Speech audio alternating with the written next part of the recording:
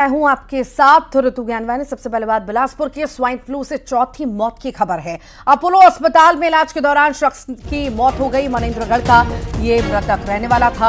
अब तक प्रदेश में स्वाइन फ्लू के मामले 23 मरीज जो हैं सामने आ चुके हैं। प्रदेश में स्वाइन फ्लू के 19 एक्टिव केस हैं। स्वाइन फ्लू को लेकर स्वास्थ्य विभाग ने अलर्ट भी जारी किया है। लगातार जिस तरह से स्वाइन फ्लू फैल रहा है और लोग इसकी चपेट में आ रहे हैं, स्वास्थ्य अमला भी सक्रिय यहाँ पर नजर आ रहा है। और अब आपको बता दें कि इलाज जारी है, साथ ही साथ चौथी मौत का भी ये मामला सामने आया है। जानकारी लेंगे, सहयोगी उमेश मौर्य हमारे साथ जुड़ गए हैं। उमेश, लगातार स्वाइन फ्लू बढ़ता जा रहा है और कहीं ना कहीं लोग इसकी चपेट में भी आ रहे हैं। चौथी मौत की खबर।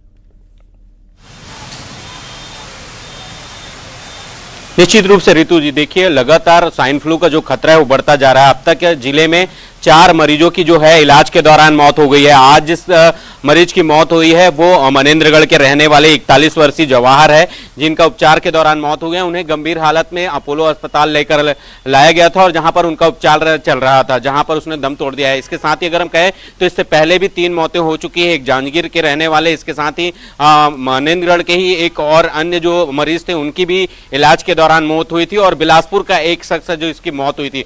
तो कुल मिलाकर अगर हम कहें तो लगातार जो स्वाइन फ्लू का खतरा है वो तेजी से बढ़ता जा रहा है। हालांकि स्वास्थ्य विभाग ने जरूर अलर्ट जारी किया है और स्वाइन फ्लू के बचने के जो भी तमाम जो गाइडलाइन है उसको पालन करने के निर्देश दिए हैं। इसके साथ ही जो अलग अलग सीएमएचओ स्वास्थ्य केंद्र है, उप स्वास्थ्य केंद्र है, वहां पर सभी को ये डॉक्टरों को हिदायत दी गई है कि सर्वे किया जाए, डोर टू डोर सर्वे करके इस तरह सर्दी खांसी बुखार से कहीं पीड़ित जो मरीज मिल रहे हैं उनका तत्काल उपचार किया जाए। जिन मरीजों के मृत्यु हुई है उनके घर के सभी जनों का जो है सैंपल भी कलेक्ट किया गया है ताकि उनका भी परीक्षण कर उन्हें भी तत्काल उपचार दिया जा सके। तो कुल मिलाकर अगर हम कहें तो लगातार स्वाइन फ्लू का खतरा बढ़ता जा रहा है। ऐसे में स्वास्थ्य विभाग अपनी ओर से अलर्ट है, लेकिन ये खतरा कम होता हुआ नहीं दिखाई दे रहा है और ये भयावह होते हुए स्थिति दिखाई दे रही है। जी ऋतु जी, वाकई स्थितियां कंट्रोल से बाहर ना जाएं, इसके लिए काम करना भी बहुत ज्यादा जरूरी है कि आखिर ऐसे इसकी रोकथाम कैसे की जा सकती है। स्वास्थ्य अमले का सक्रिय रहना भी इस वक्त बहुत ज्यादा जरूरी है। अलग अलग जगह कैंप लगाना भी जरूरी है। ये भी जानकारी दीजिए, मुख्य कारण क्या कहे जा रहे हैं आखिरकार कि ये स्वाइन फ्लू लगातार फैल रहा है?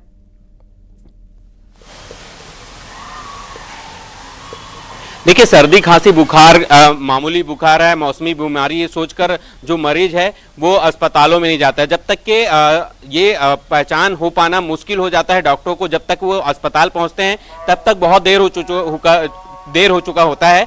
और जब टेस्ट किया जाता है और जब पॉजिटिव आते हैं तब तक के इलाज करने में उस मरीज की जो खतरा है वो और बढ़ जाता है।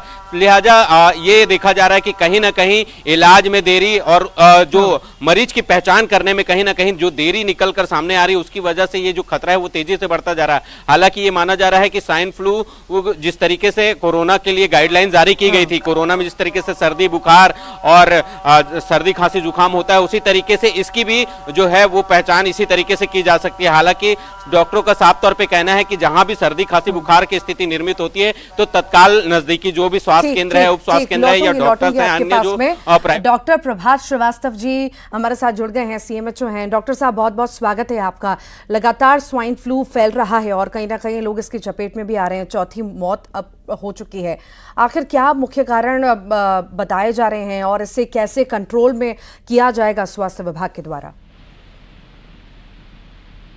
ये जो स्वाइन फ्लू के केसेस अभी कुछ ज्यादा मात्रा में दिखाई दे रहे हैं और इनके लिए हम लोगों ने अलर्ट जारी किया हुआ है कि आपको क्या क्या सावधानियां रखना चाहिए। जो कोविड काल में जो प्रोटोकॉल जारी हुआ था कि आप किसी भी समय छींकते या खांसते समय मुंह पे रुमाल रखें, टॉवल रखें, भीड़ भाड़ वाली जगह पे जाने से बचें और अगर भीड़ वाली जगह में जाना भी है तो 1 मीटर से ज्यादा की दूरी बनाए रखें।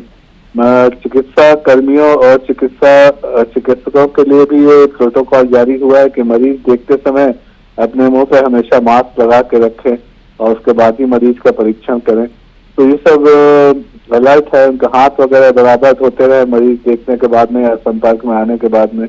तो ये सब सावधानियां पहले भी जारी की गई हैं और अगर यही सब सावधानियां रखी जाएंगी तो इनकी बढ़ती हुई संख्या को रोका जा सकता है। ये माने डॉक्टर साहब कि जिस तरह से आप भी कह रहे हैं कि ये तमाम नियम भी बताए गए हैं और स्वास्थ्य विभाग को भी, पूरे विभाग को अलर्ट किया गया है, तो पर्याप्त वो स्टाफ जो लोगों तक पहुंच सके, उन्हें समझा सके, बता सके कि कैसे रहना है और कैसे बचना है इस बीमारी से? हाँ, हमारे पास स्टाफ पूरा जो है गांव में मितानिन लेवल तक, मितानिन हर मोहल्ले में एक रहती है जिनको समय समय पर इसका प्रशिक्षण दिया जाता है। इसके अलावा एएनएम है, आंगनबाड़ी वर्कर हैं, ये जो जी ठीक, बहुत बहुत शुक्रिया आपका, सहयोगी जुड़े थे, आपका बहुत बहुत शुक्रिया। और आइए अब आगे बढ़ेंगे सुपर फास्ट 100 में।